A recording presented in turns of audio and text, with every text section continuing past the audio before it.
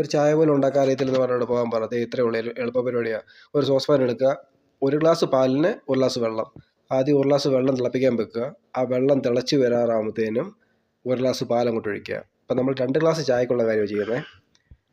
അത് കഴിഞ്ഞിട്ട് ഒരു 2 ഏലക്ക എടുത്തിട്ട് അത് ചതച്ചിടണം. ഏലക്ക അങ്ങോട്ട് ചതയ്ക്കുക, അത് തൊണ്ടോട് തന്നെ അങ്ങോട്ട് പാലിനകത്തോട്ട് ഇടുക.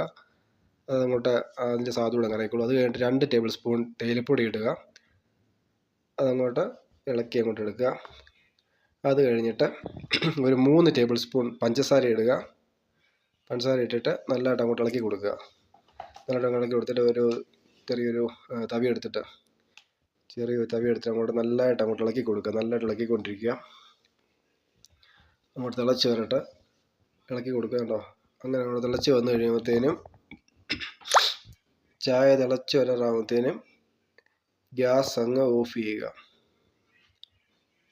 തിളച്ച് വരാതെ ഗ്യാസ് ഓഫ് ചെയ്തിട്ട്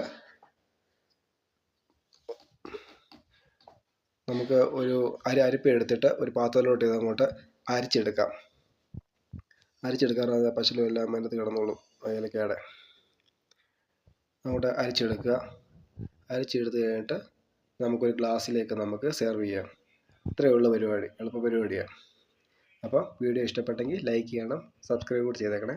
താങ്ക് യു. ഓക്കെ.